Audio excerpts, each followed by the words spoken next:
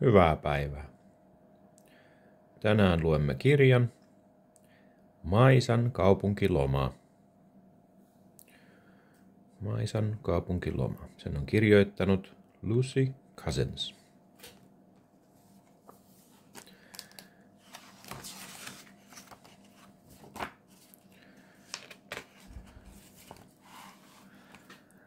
Maisa ja Keke ovat tulleet Hetan luo viettämään viikonloppua. Tervetuloa, Heta huikkaa. Hän on juuri muuttanut tähän suureen kaupunkiin.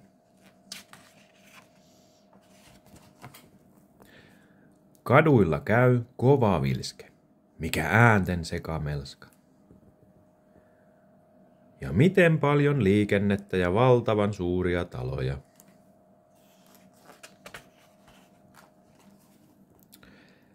Liikkeellä on paljon väkeä ja eteneminen on hidasta. Vieri vieressä on vaikka minkälaisia kauppoja.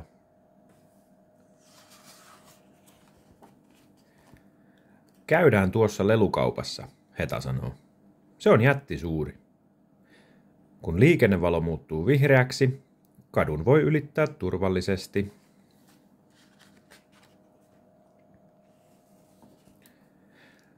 Kauppa on täpö täynnä asiakkaita. Keke tykkää liukuportaista ja Maisa hisseistä.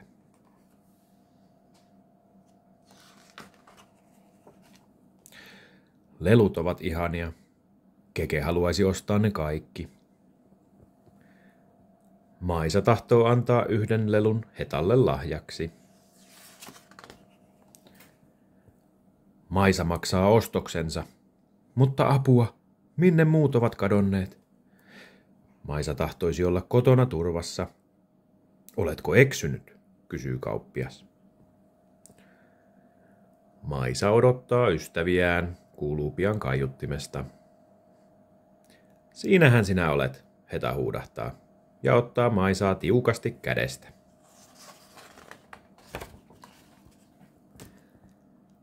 Sitten mennään syömään. Heta johdattaa vieraansa läheiseen torikahvilaan.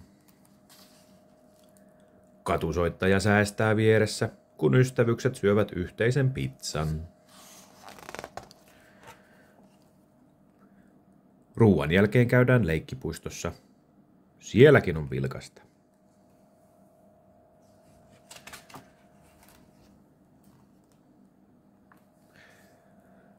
Matka Hetan kotiin sujuu parhaiten metrolla. Meidän asema on tuon sinisen reitin varrella, Heta kertoo.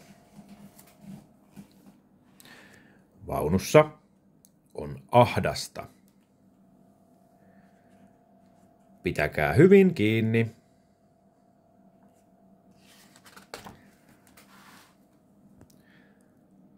Olipa kiva päivä, Keke sanoo. Kiitos Heta, sanoo Maisa. Ulkona taivas tummenee.